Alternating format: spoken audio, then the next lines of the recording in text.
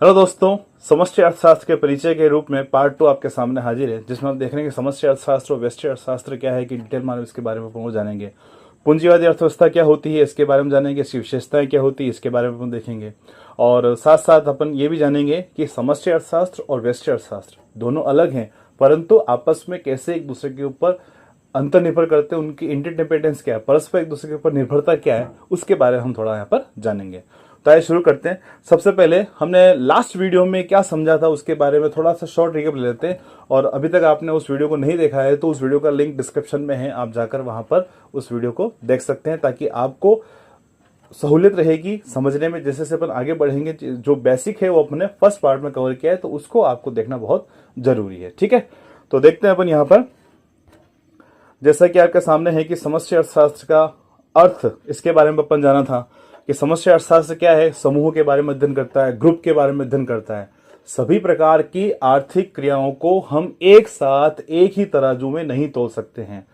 समस्त प्रकार की आर्थिक क्रियाओं का नेचर, उनकी प्रकृति, उनकी प्रवृत्ति अलग अलग होती है। उसी प्रकार से हम यहाँ पर समष्टि और व्यष्टि दो पार्ट में उसको डिवाइड करते हैं। ठीक है, इसके बारे में थोड़ा जाना था। अब इसकी क्या विशेषताएं होती हैं, किन मुख्य विषयों के बारे में अध्ययन करता है। रोजगार का सिद्धांत आप देख रहे हैं, राष्ट्रीय आय का सिद्धांत है वो आप देख रहे हैं यहाँ पर, सामान्य मूल्य का सिद्धांत वो अपन ने यहाँ पर देखा था। फिर मुद्रा के सिद्धांत के बारे में ये बताता है, ये भी अपन ने जाना था। अंतर्राष्ट्रीय व्यापार का सिद्धांत क्या होते हैं, कैसे क्या, छोटा मोटा नॉलेज लिया था, मतलब डिटेल में नहीं जाना था। हमने यहाँ पर ये देखा था कि समष्टि अर्थशास्त्र में हम किन किन चीजों के बारे में अध्ययन करते हैं। ठीक है, फिर आर्थिक विकास का सिद्धांत क्या है, ये इसके बारे में अध्ययन करता था। अब हमें यहाँ पर पूंजीवादी अर्थव्यवस्था के बारे में जानना है कि पूंजीवादी अर्थव्यवस्थाएं क्या होती हैं। पूंजीवादी अर्थव्यवस्था, सबसे पहली बात आती है अर्थव्यवस्था क्या होती है। हम यहाँ पर पूंजीवादी अर्थव्यवस्था के बारे में देख रहे हैं, तो सबसे पहले हमें यह जानना होगा कि अर्थव्यवस्था क्या होती है। जैसे कि अर्थव्यवस्था है, उसको हम क्या कहते हैं। अर्थव्यवस्था मतलब एक ऐसा मैकेनिज्म, एक सी प्रणाली जिसमें देश का हर एक व्यक्ति, पर्टिकुलर किसी देश का हर एक व्यक्ति अपनी का जीविकोपार्जन करता है, अपने जीने के लिए पैसा कमाता है, विभिन्न प्रकार की आर्थिक क्रियाएं करता है। और हर प्रकार का व्यक्ति, नागरिक, सिटीजन, किसी देश का जो व्यक्ति होता है वो अलग अलग प्रकार की आर्थिक क्रियाओं में लिप्त होता है। सब्जी बेचने वाला सब्जी बेचकर अपनी जरूरत की जलाता है, लाता नहीं लाता है। क्या सब्जी खाएगा क्या, आप खुद बताइए, सब्जी खाने से काम चल जाएगा उसके। एक टीवी सेलर, टीवी बेचने वाला टीवी बेचकर वो जरूरत की जगह कपड़े हैं, जूते हैं, सब्जी हैं, राशन पानी है, मकान का किराया, ये सब देगा। तो कुल मिलाकर हर प्रकार का व्यक्ति, कोई बड़े शॉपिंग मॉल का मालिक है, बड़ी बड़ी कंपनियों का मालिक है, कोई नेता है, कोई राजनेता है, कोई डॉक्टर है, कोई इंजीनियर है, तो सभी क्या है, अपने किसके लिए, अपना सपना बनी बनी, इसके लिए काम करते हैं। तो यहां पर हमें अर्थव्यवस्था क्या बताती है। अर्थव्यवस्था क्या होती है, एक ऐसी व्यवस्था, एक पर्टिकुलर एक क्षेत्र में ऐसी व्यवस्था जिसमें हर एक व्यक्ति, उस देश का नागरिक, आर्थिक एजेंट जो भी है, वो अपनी जीविकोपार्जन करता है, विभिन्न प्रकार की आर्थिक क्रियाएं करता है, उसे हम कहते हैं यहाँ पर अर्थव्यवस्था। अब बात आती है कि अर्थव्यवस्था, वो जो अर्थव्यवस्था है उसमें विभिन्न प्रकार की आर्थिक क्रियाएं हो रही हैं। उन विभिन्न प्रकार की आर्थिक क्रियाओं का उद्देश्य अलग अलग होता है, ये ध्यान रखिएगा। उन विभिन्न आर्थिक क्रियाओं का उद्देश्य अलग अलग हमें देखने को मिलता है। जैसे कि हम बात करें अपने भारत की, अपने इंडिया की, जिसमें कुछ आर्थिक क्रियाएं निजी क्षेत्र में, कुछ क्या सभी प्रकार की, लगभग मोस्टली कुछ आर्थिक क्रियाएं सरकार ने अपने अंडर में रखी, जैसे कि रेलवे है, डिफेंस है, पीने का पानी है। ये जो कुछ चीजें हैं, जो बेसिक नीड्स हैं, वो सभी सरकार ने अपने अंडर में रखी है। बाकी सभी चीजें सरकार ने निजी क्षेत्र में डाल रखी, यानी हमारे यहाँ पर निजी और सरकारी दोनों क्षेत्र का मिश्रण है। कुछ आर्थिक क्रियाएं सामाजिक कल्याण को देखते होती है, कुछ आर्थिक क्रियाएं लाभ के उद्देश्य से हो रही है। सभी प्रकार की आर्थिक क्रियाएं जो एक निजी क्षेत्र करता है। ठीक है, अब एक ऐसी प्रणाली भी होती है, यानी एक ऐसी अर्थव्यवस्था भी होती है, ऐसी बोल सकते हैं व्यवस्था भी होती है, जिसमें समस्त प्रकार की आर्थिक क्रियाएं लाभ के उद्देश्य से की जाती है। किसके उद्देश्य से की जाती है, लाभ के उद्देश्य से। हर व्यक्ति, हर कंपनी यह चाहता है कि मेरा लाभ, मेरा खुद का हित कैसे अधिक से अधिक होगा। ऐसी जो प्रणाली होती है, छोटे रूप में कह सकते हैं, ऐसी प्रणाली को हम यहाँ पर पूंजीवादी अर्थव्यवस्था कहते हैं। क्या कहते हैं उसको हम? पूंजीवादी अर्थव्यवस्था। तो अब हम यहाँ पर पूंजीवादी अर्थव्यवस्था के बारे में देखेंगे थोड़ा सा। तो देख सकते हैं जैसा कि अपने सामने है, हम यहाँ पर पेन को चूज कर लेते हैं। पूंजीवादी अर्थव्यवस्था एक आर्थिक प्रणाली है, जैसे मैंने बताया एक प्रकार की व्यवस्था आर्थिक प्रणाली है जो उत्पादन के साधनों पर निजी स्वामित्व, ध्यान रखिएगा, उत्पादन के साधन। अब उत्पादन के साधन कौन कौन से होते हैं पता है? उत्पादन के साधन होते हैं 4। कितने? उत्पादन के साधन 4 होते हैं। श्रम, भूमि, पूंजी, उद्यम वृत्ति। श्रम, भूमि, पूंजी, उद्यम वृत्ति, ये 4 मुख्य उत्पादन के साधन कहलाते हैं। इन चारों उत्पादन के साधनों पर निजी स्वामित्व होता है, मतलब प्राइवेट सेक्टर ऑन करता है इसको। किसी प्रकार से सरकारी क्षेत्र में कोई भी इस प्रकार के साधन नहीं आते हैं। सभी प्रकार के जो भी उत्पादन साधन होते हैं वो निजी स्वामित्व हो गए। और बाजार को हम बात करें, बाजार जो है वो मांग और पूर्ति, ध्यान रखिएगा, बाजार यहां पर देख सकते हैं पूर्ति और मांग इनके द्वारा ही निर्धारित होते हैं। बाजार में किसी भी वस्तु की कीमत उसकी मांग और पूर्ति के आधार पर निर्धारित होगी। किसी वस्तु को कितना कीमत अधिक होगी, कितनी कम होगी, सब निर्धारण मांग और पूर्ति के आधार पर होता है। और इसमें लाभ तो उद्देश्य छिपे रहता है। हर व्यक्ति चाहता है कि मेरा लाभ इसमें अधिक से अधिक हो। लाभ के उद्देश्य सब प्रकार की आर्थिक क्रियाएं की जाती हैं। फिर क्या देखते हैं हम इसमें? पूंजीवादी अर्थव्यवस्था में उत्पादन और वितरण मुख्य रूप से निजी व्यक्तियों और व्यवसायों के निर्णयों द्वारा निर्धारित होते हैं। निजी व्यक्तियों और व्यवसायों के द्वारा यहाँ पर निर्धारित होते हैं। ध्यान रखिएगा, यहाँ पर जो भी उत्पादन और वितरण, यानी जो कोई भी माल उत्पादन हुआ है, जो भी उत्पादन हुआ, क्या उत्पादन करना क्या नहीं करना, ये भी निजी स्वामित्व डिसाइड करता है। अगर बाजार में बंदूक की डिमांड होगी तो बंदूक का उत्पादन होगा। अगर बाजार में ब्रेड की डिमांड होगी तो ब्रेड का उत्पादन होगा। अगर चॉकलेट की डिमांड है तो चॉकलेट का प्रोडक्शन होगा। और अगर बम की डिमांड है तो बम का प्रोडक्शन होगा। क्यों? क्योंकि जाहिर है लाभ किसमें मिलेगा? जिसमें लाभ मिलेगा। भाई आप और हम खुद अगर उद्योगपति हैं, किसके लिए काम करेंगे? लाभ के लिए करेंगे ना। लाभ होगा तो ही चलेगा ना काम। तो यहां पर लाभ के उद्देश्य से प्रकार के उत्पादन के निर्णय लिए जाते हैं। और जिस वस्तु की बाजार में मांग है उसी वस्तु का उत्पादन किया जाता है। दूसरा, जो वस्तु उत्पादित हुई है उसका वितरण भी निजी क्षेत्र में है, सरकारी क्षेत्र में नहीं है। जैसे कि 100 प्रकार की वस्तुएं पैदा हुई हैं तो 100 प्रकार की वस्तुएं बाजार कीमत पर बेचकर लाभ कमाकर बाजार में बेची जाएगी। सरकारी क्षेत्र नहीं करेगा। जैसे कि देखते हैं बहुत से अपने भारत में बात करें कि यहाँ पर बहुत सारे राज्यों में मुफ्त में इलाज मिलता है, मुफ्त में दवाइयाँ मिलती है, तो वो वहाँ पर नहीं होता है। सरकार उत्पादन होता है, सरकार खरीदती है, उसको फिर फ्री में बांटती। पर निजी सेक्टर में ऐसा बिल्कुल नहीं होता है। इस बात का आप ध्यान रखिएगा। तो यहाँ पर हम देख सकते हैं सब प्रकार के यहाँ पर लाभ के उद्देश्य से निर्णय लिए जाते हैं। और सबसे मेन बात यहाँ पर सरकारी हस्तक्षेप बिल्कुल नहीं होता। होता है तो भी बहुत मिनिमल, बिल्कुल नहीं होता है। होता है तो भी बहुत कम। सरकार का रोल बहुत कम हमें यहाँ पे देखने को मिलता है। यूएसए सबसे बेस्ट एग्जाम्पल है। क्या चीज? यूएसए, संयुक्त राज्य अमेरिका पूंजीवादी अर्थव्यवस्था का सबसे बेस्ट एग्जाम्पल है। ध्यान रखिएगा अगर एग्जाम में आए तो। हालांकि वहां पर भी 100% 100% पूंजीवाद नहीं है। यह है सरकारी क्षेत्र, निजी क्षेत्र। लगभग हम कहें तो 10% सरकारी क्षेत्र और 90% जो 90% जो है वो पूंजीवादी सेक्टर है। क्लियर?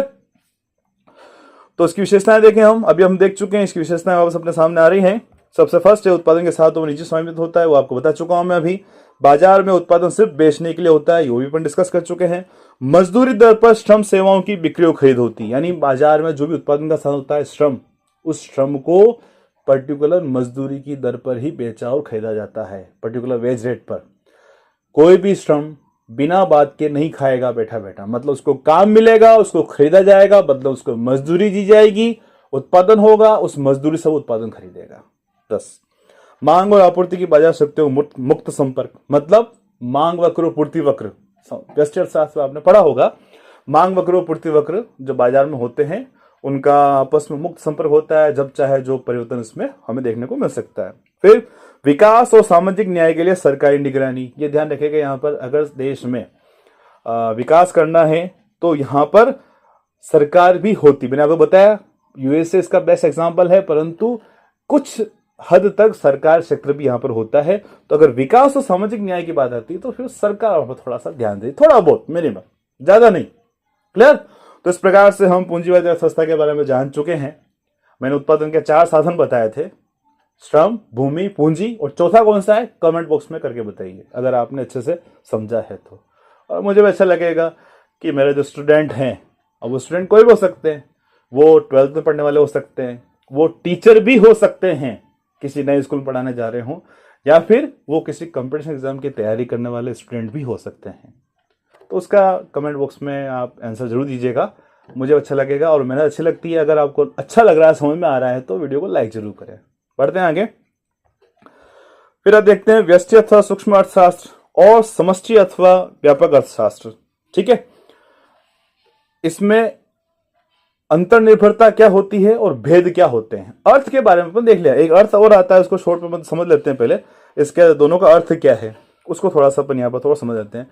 सबसे पहली बात यह है कि व्यष्टि अर्थशास्त्र में व्यक्तिगत, परिवार, फर्मों या उद्योगों का अध्ययन किया जाता है। हमने लास्ट वीडियो में समझा था कि व्यष्टि अर्थशास्त्र में पर्टिकुलर एक उपभोक्ता को लिया जाता है। ध्यान रखिएगा, हम अगर यहां पर व्यष्टि अर्थशास्त्र की बात करें, व्यष्टि अर्थशास्त्र में हम कोई एक उपभोक्ता हो गया, एक उत्पादक हो गया, एक फर्म हो गई, एक बाजार हो गया, इसके बारे में अध्ययन करते हैं। अलग अलग सिंगल इनसे संबंधित आर्थिक क्रियाओं का अध्ययन करते हैं, तो वो हमें यहां पर कहलाता है व्यष्टि अर्थशास्त्र। क्या कहेंगे उसको हम?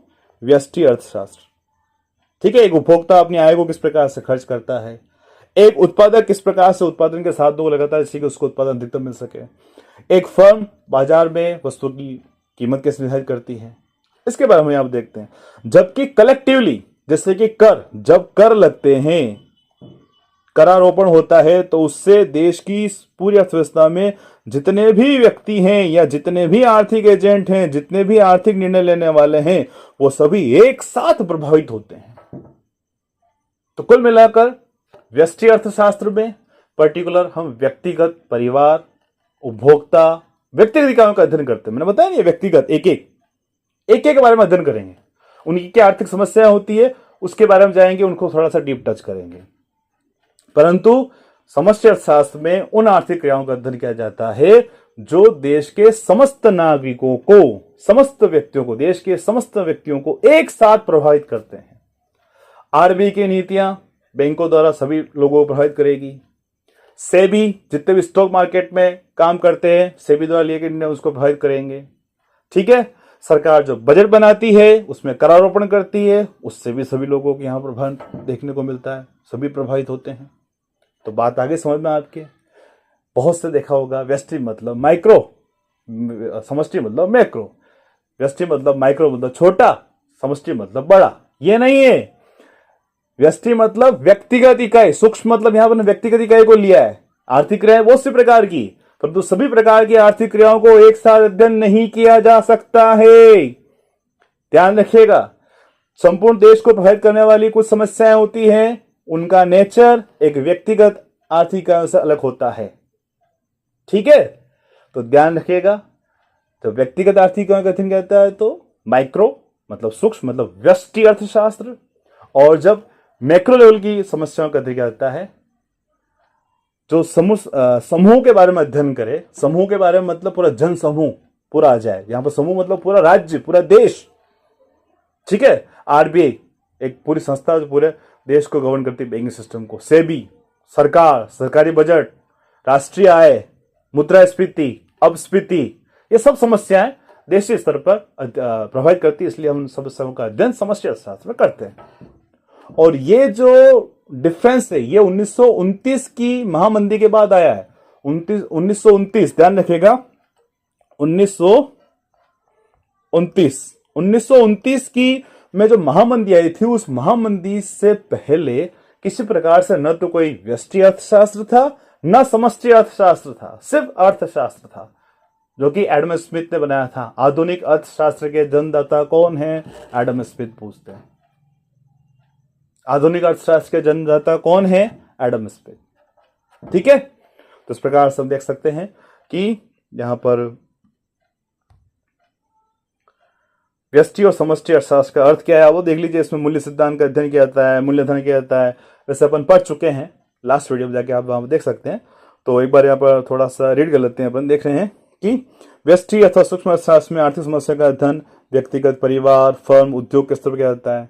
व्यष्टि अथवा सूक्ष्म अर्थशास्त्र में अर्थव्यवस्था के भीतर व्यक्तिगत बात वो यार बार बार व्यक्तिगत व्यक्तिगत व्यक्तिगत उपभोक्ता हो सकता है, एक उत्पादन इकाई हो सकती है, एक बाजार हो सकता है, एक फर्म हो सकती है, और निर्णयकर्ता अध्ययन करता है। ठीक है, इससे मूल्य सिद्धांत के रूप में जाना जाता है। इसमें उत्पाद मूल्य निर्धारण मतलब एक वस्तु का कीमत निर्धारण कैसे होगा। ये जो चश्मा मैंने पहन रखा है, चश्मे का ये जो चश्मा है, इसकी कीमत कैसे निर्धारित होगी। ठीक है, आप जिस मोबाइल में देख रहे हैं या टीवी में देख रहे हैं, लैपटॉप में देख रहे हैं, टैबलेट में देख रहे हैं, कहीं भी देख रहे हैं, इसकी कीमत कैसे निर्धारित हुई है। जिस रूम में आप बैठे हैं वहां पर ट्यूबलाइट है, पंखा है, एसी है, कूलर है, उसकी कीमत कैसे निर्धारित हुई है, उन सब का अध्ययन इसमें किया जाता है। व्यष्टि अथवा सूक्ष्म अर्थशास्त्र में हम व्यक्तिगत आर्थिक एजेंटों का अध्ययन करते हैं। आर्थिक एजेंट कौन होते हैं? आर्थिक एजेंट वह इकाइयां जो आर्थिक निर्णय लेती हैं। आर्थिक निर्णय मतलब पैसा खर्च करने से रिलेटेड। अब वो आर्थिक इकाइयां व्यक्तिगत हो सकती है या सामूहिक स्तर पर हो सकती है। एक उपभोक्ता हो सकता है, एक उत्पादक हो सकता है, एक फर्म हो सकती है, एक उद्योग हो सकता है। व्यक्तिगत हो गई, समूह के रूप में सेबी हो गया, आरबीआई हो गया, पूरे देश की सरकार हो गई। ओके, फिर उदाहरण के लिए देखें तो व्यष्टि अर्थशास्त्र में हम व्यष्टि आर्थिक सिद्धांतों का अध्ययन करते हैं, जैसे कि मांग का नियम, आपूर्ति का नियम, उत्पादक का संतुलन, उपभोक्ता का संतुलन निर्धारण, ये सभी के बारे में अध्ययन करते हैं। माइक्रो में आपने पढ़ा होगा, नहीं पढ़ा होगा तो भी अब हम आगे वाले सीरीज में इसके बारे में डिटेल में स्टार्ट करेंगे। मैं वापस कह रहा हूँ, वीडियो कैसा लग रहा है, वीडियो को आप कमेंट जरूर करिएगा। कमेंट करते तो लगता है कि मेहनत कैसे जा रही है, और वीडियो को लाइक जरूर करेगा अच्छा लगा है तो, और साथ साथ आपके जो फ्रेंड सर्कल है उनमें ज्यादा शेयर करें।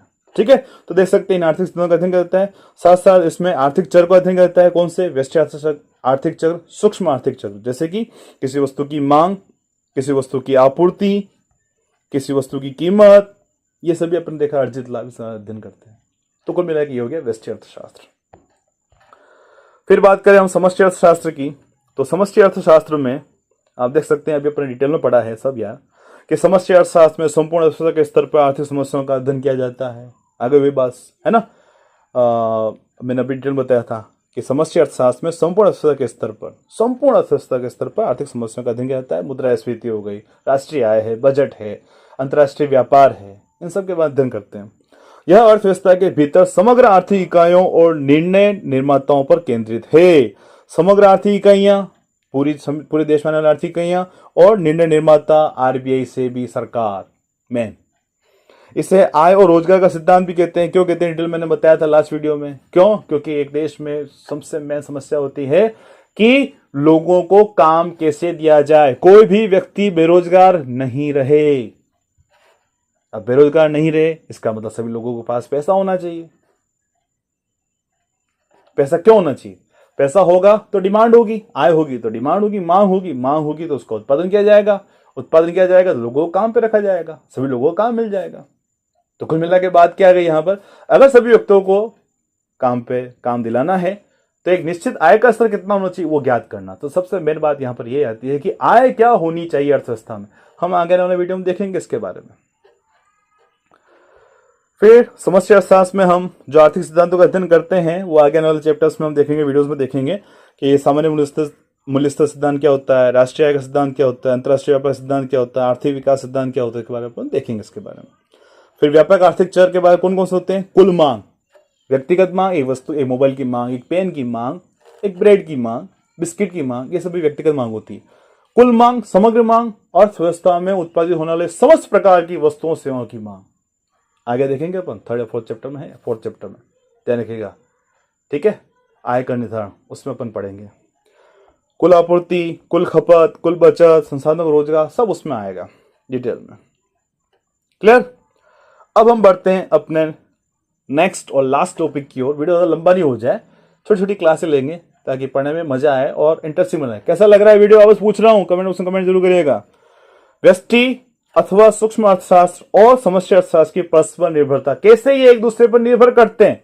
मैंने अभी आपको बताया समस्त प्रकार की आर्थिक क्रियाओं का अध्ययन हम एक साथ नहीं कर सकते हैं। इसके लिए हमने व्यष्टि अर्थशास्त्र बनाया, समष्टि अर्थशास्त्र बनाया।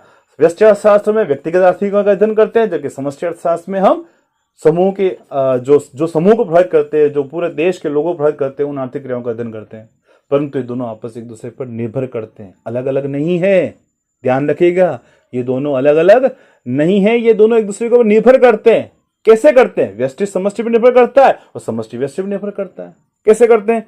तो सबसे फर्स्ट हम देख रहे हैं कि व्यष्टि अथवा सूक्ष्म अर्थशास्त्र समष्टि अर्थशास्त्र पर निर्भर करता है। कैसे? उदाहरण देखिए डायरेक्ट ही यहां पर सामने है कि समग्र कर दर में वृद्धि, ध्यान रखिएगा, समग्र कर दर में वृद्धि व्यक्ति के टीवी सेट खरीदने के निर्णय को प्रभावित कर सकती है। आप एक टीवी लाना चाहते हैं, टैक्स बढ़ गए, टैक्स बढ़े तो सबके लिए बढ़े, जीएसटी बढ़ गया, खाने पीने चीजों बढ़ गया, थोड़ा बहुत टोल टैक्स बढ़ गए, सब प्रकार के टैक्स बढ़ गए, तो क्या आपके पास आय उतनी रहेगी जितनी पहले थी?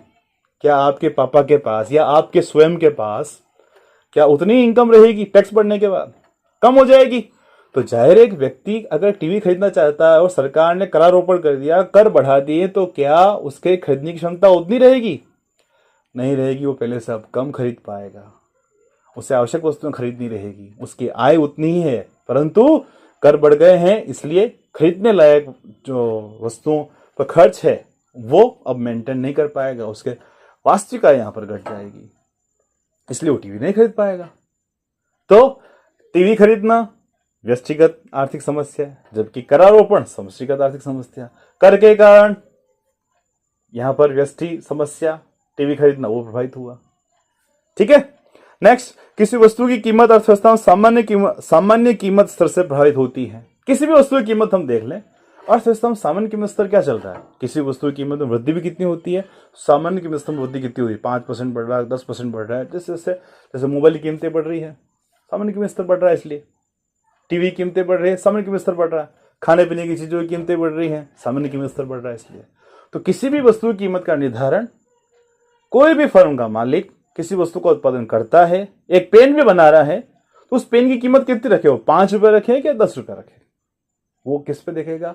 किसी प्रकार के पेन पूरी अर्थव्यवस्था में, पूरे क्षेत्र में बनाए जा रहे हैं, तो उनकी कीमत कितनी है, उनकी सामान्य कीमत कितनी है, इससे प्रभावित होगी। तो बात आगे समझ में। तो कुल मिलाकर जो व्यक्तिगत निर्णय होते हैं वो समष्टि निर्णयों से प्रभावित होते हैं। फिर समष्टि अर्थशास्त्र व्यष्टि अर्थशास्त्र पर निर्भर करता है। कैसे? डायरेक्ट अपन एग्जाम्पल के थ्रू यहां पर हम समझते हैं। कुल मांग अर्थव्यवस्था में व्यक्तिगत परिवारों की मांग है, निर्भर करती है। कुल मांग, अब अर्थव्यवस्था में जो भी कुल मांग है, मैंने क्या बताया? कुल मांग भी बताया था। अर्थव्यवस्था में कुल मांग समस्त प्रकार की पैदा होने वाली वस्तुएं, उन सब की मांग को ले लेते तो कुल मांग, जिसमें टीवी की मांग आ गई, मोबाइल की मांग आ गई, लैपटॉप की मांग आ गई, आपके कमरे में लगी लाइट की मांग आ गई, ट्यूबलाइट, एलईडी जो भी है, बल्ब है, पंखे की मांग गई, एसी कूलर जो भी है, बेड है, टेबल है, फर्नीचर है, कालीन है, चद्दर है, आपके कपड़े हैं, किताबें हैं, बुक्स हैं, सबकी मांग, खाने पीने की चीजें, ये सबकी मांग क्या है? व्यक्तिगत मांग। इन सबको जोड़ के तो बना है। टीवी की मांग को जोड़ना होगा, मोबाइल की मांग को जोड़ना होगा, तो हमें एक एक वस्तु को जाना होगा। यानी कुल मिलाकर अगर हमें समग्र मांग ज्ञात करना है, कुल मांग ज्ञात करना है, तो व्यक्तिगत अलग अलग मांग को यहां पर देखना होगा। फिर किसी देश की राष्ट्रीय आय अर्थव्यवस्था की व्यक्तिगत इकाइयों की आय का कुल योग है। राष्ट्रीय, अपने देश की राष्ट्रीय आय निकालनी, जैसे कि आपके परिवार की आय निकालनी, परिवार में 5 जन है, 5 कमाते हैं, तो एक एक की आय को जोड़ के परिवार की आय निकालोगे। उसी प्रकार से पूरे राष्ट्र की आय निकालनी, पूरे देश की आय निकालनी, तो क्या करेंगे? उस देश में रहने वाला प्रत्येक निवासी जो कितना कमा रहा है, उसकी आय को जोड़ दो। वो अलग अलग तरीके से कमा सकता है। कैसे कमा सकता है? राष्ट्रीय आय का चैप्टर आएगा, उसमें अपन देखेंगे, वहां देखेंगे। परंतु यहां क्या देख रहे हैं? अगर हमें राष्ट्रीय आय को ज्ञात करना है तो व्यक्तिगत आय को यहां पर हमें प्लस करना होगा। ठीक है, आर्थिक एजेंट देख रहे हैं आप। नेक्स्ट ये टॉपिक हम लेंगे नेक्स्ट वीडियो में। तो कैसा लगा वीडियो? आई होप मेरी मेहनत आपको अच्छी लगी होगी। अगर लगी है तो एक लाइक जरूर बनता है, और इसी प्रकार के इंटरेस्टिंग वीडियो के लिए इकोनॉमिक्स गुरुजी के साथ जुड़े रहें। इस चैनल में आप आने वाली सीरीज में, आने वाले वीडियोस में बहुत अच्छे अच्छे चैप्टर्स, अच्छे अच्छे टॉपिक कवर होते देखेंगे, जो आपके हर प्रकार का एग्जाम, चाहे 12th का एग्जाम हो, चाहे आप खुद टीचर हैं तो, या आप कंपटीशन एग्जाम की प्रिपरेशन कर रहे हैं तो, हर जगह आपके लिए काम आएगा। ओके, तो मिलते हैं नेक्स्ट वीडियो में। Thank you, thanks for economics Guruji. Bye bye, जय श्री कृष्ण।